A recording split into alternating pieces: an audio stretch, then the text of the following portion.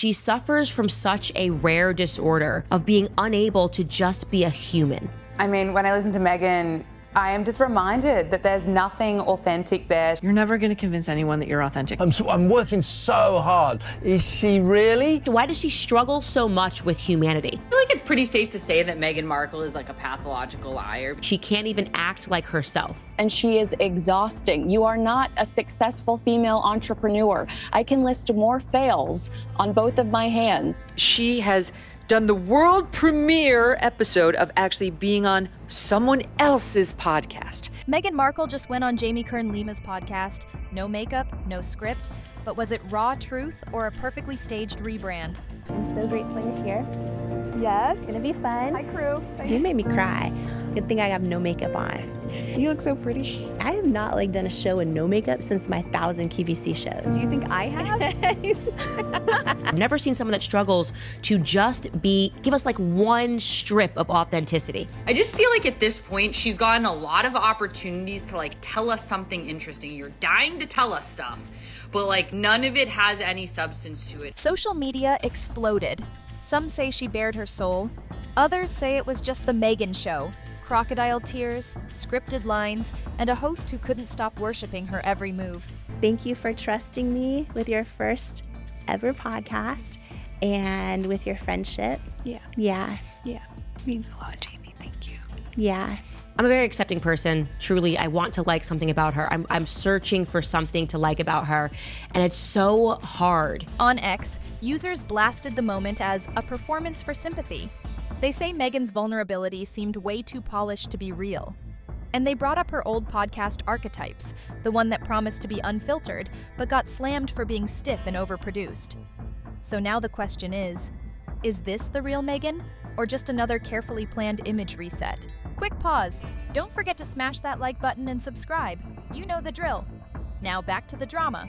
You know, she also had to tell us at the Time 100 thing that she's the happiest she's ever been. How many people do you know have to convince you that they're the happiest that they've ever been in their life? This is all just Meghan Markle's stage. We're expected to buy it. She wants us to believe that she went from being a D-list actress from a show that nobody that I know watched, Suits, okay, to becoming Martha Stewart in 3 years. This is totally authentic. She did open up, talked about her brand as ever, talked about motherhood.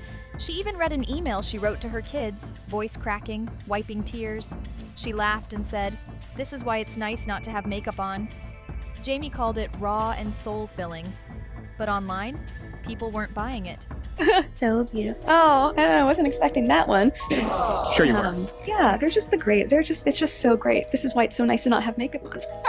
Thank you. The one thing she is dying to sell to us is relatability. The one thing she is dying for more than anything is for us to love her. And she can't get it across the finish line. The Daily Mail quoted royal expert Alexander Larman, who called her whole act desperate and pathetic. He said Meghan's tears felt like a last-ditch effort to stay relevant. People online called them crocodile tears, pointing out how every word felt practiced. And let's not forget the no makeup thing. Some folks said that too felt strategic, like it was all part of the image. To make things weirder, people thought Jamie's behavior was off too, like robotic, too nice, like the whole interview was just a love letter to Meghan. Meghan, how are you? And are you okay? That's so kind. I am. I'm better than okay. How are you? I know you always make it about me. Your husband just shared publicly, "I'm so happy for my wife and fully support absolutely everything she's done and continues to do." When did he say that? This week. It's everywhere in the press. Yeah, it's beautiful. That's sweet. Harry, again, find your balls. Wherever they are, find them. A lot of people just weren't buying the whole vulnerable Meghan thing. Megyn Kelly even called her a malignant narcissist and said she's been riding the royal wave for pity and attention since day one. Social media lit up with jokes. People mocked her vision board with Harry on it, or how many times she says "me" during interviews. And yeah, some folks say she told people she had her eyes on Harry before she even met him. But she said she was in the trenches. She alludes to being in the trenches when she was in the British royal family. Girl, you lived in a castle. Like, you got a princess title. British media like the Daily Telegraph didn't hold back either. They dragged the podcast, calling it queasy and self-obsessed. According to them, Meghan's ego just drowns out everything else. Remember that $20 million Spotify deal she got in 2020? It was supposed to bring inspiring stories to the world. Instead, we got Archetypes, a 12-episode series in 2022 featuring big names like Serena Williams and Mariah Carey. It flopped. It flopped really hard despite Spotify trying to push it, and they realized that these two don't really want to work, okay? At first, the hype was real, but critics quickly turned on it. They said it felt like one long speech about her. The Independent's Olivia Petter even said it was the most self-congratulatory 57 minutes of audio you'll hear all year. Ouch. Spotify, I think, ended up canceling the rest of their deal. There was no use. There was no money in it. What happened to Spotify? The critics were horrible about With Love, Meghan. You sold inventory that you didn't have on asever.com. People are still waiting for their refunds. People on X echoed that. Some called it woke nonsense, just Meghan talking about Meghan. Reddit users said they liked the feminist topics but admitted it felt rehearsed. And eventually, Spotify pulled the plug. That $20 million deal canceled in June 2023. What was up with the no makeup? That had to be an intentional That's move. another thing. And it's bullshit. She had the hair blown out. It was perfect. I do not believe that she was makeup free there. She didn't have eye makeup on, which is a different thing. But that's her being relatable, Dave. Yeah, She's right. relatable, The you intentional see? relatable. Yeah. Editing all the time-coded notes for season 2 of With Love, Meghan, and then being in edits for the podcast and being a mom and a wife and a friend. Yes, the work ethic must just be grueling, writing social media captions, deciding what she's going to wear. And now with this podcast appearance, her barefaced sweatpants vibe is supposed to feel different, like she's breaking away from the royal gloss.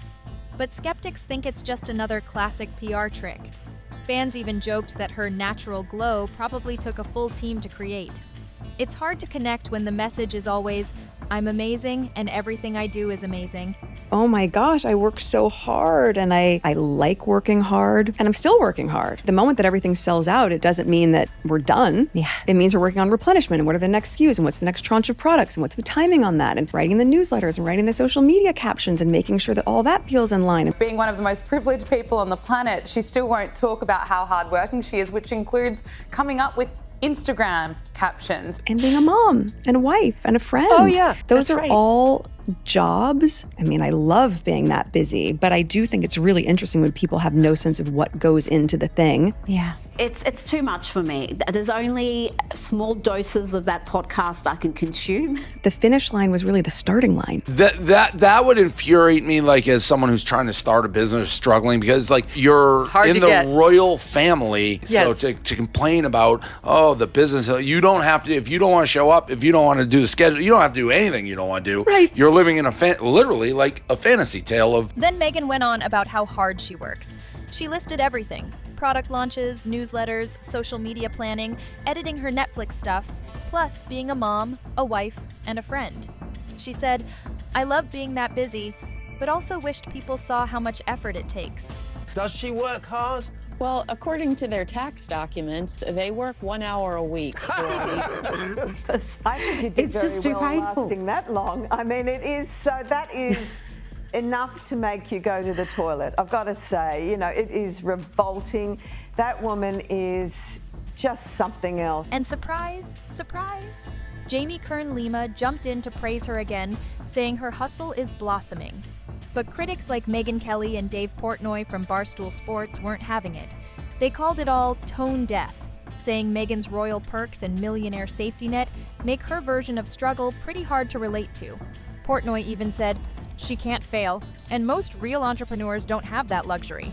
I can't have someone marry into the royal family and be like, woe is me, of all these attention or whatever you're getting from being. It's no kidding. It's the royal family. I can't believe I'm not getting paid for this. Yeah, all this stuff. And then didn't they renounce their royalty, but they still want the royalty? Kelly didn't stop there.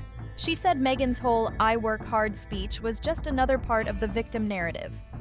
X-users backed her up, quoting Meghan's line just so Kelly could roast it. Talking about how hard it is to be a working mom. Most of the working mothers in America do not have help. Exactly right, exactly right. Here today for such an exciting conversation that I promise you is going to fill your soul today. Even the host, Jamie Kern Lima, wasn't safe from criticism.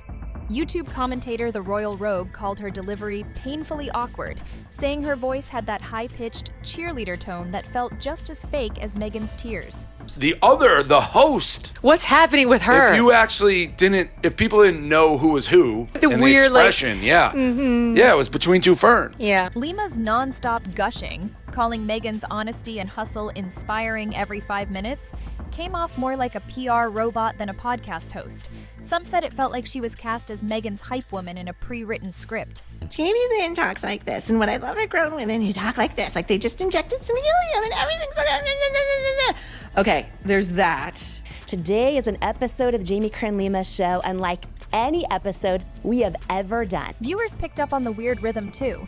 They said it looked like Lima was mirroring Meghan's every emotional moment, with over-the-top reactions that just didn't feel natural. And the interviewer, are you more in love now than ever? Like, I'm sure that Meghan, like, wrote all these questions.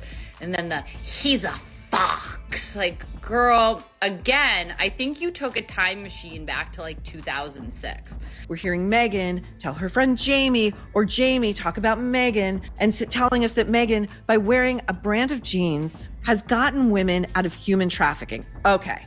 On X, people roasted the episode, saying Lima's extra energy made it feel more like a staged show than a real convo. Some even joked the whole thing was just two billionaire women doing a pretend therapy session for clicks. Girl, you lived in a castle. Like, you got a princess title. People were falling at people would run your bathwater for you. I mean, I could list the perks. I could list them forever. Then came celebrity chef Jameson Stocks. Yeah, the guy who cooked for King Charles, who completely torched Meghan's Netflix show Live to Lead. He called it terrible and painful to watch, saying it moved slow and felt lazy. And get this, he claims Netflix offered him a consulting gig, and he turned it down because the project felt forced and fake. Stocks told the New York Post that after his comments, Netflix lawyers sent him a legal threat. He said he didn't care and doubled down, saying, "I don't think she can cook." Then he suggested Meghan should just go back to acting, since she was pretty good at pretending. Netflix denied sending any threats. Background music or not, critics absolutely dragged her Netflix series. Variety called it a Montecito ego trip, saying Meghan made guests praise her before the interview even started. The Independent called the show gormless, pointless, and a giant exercise in narcissism. One of the most mocked scenes? Meghan whispering, "Good night, sweetheart," to a cake before putting it in the oven. And then there's The Guardian's Stuart Heritage, who warned this might be the last Netflix project for the Sussexes. Honestly, there were so many brutal reviews we could be here all day. But look, I don't hate Meghan. I watched Suits. I thought she was cool in it. What do you think? Is she being real here? Or is she just trying too hard to rebrand again? I mean, she's kinda got that Katy Perry interview energy where you don't know what's real and what's rehearsed. Drop your thoughts in the comments, and I'll see you tomorrow for the next one.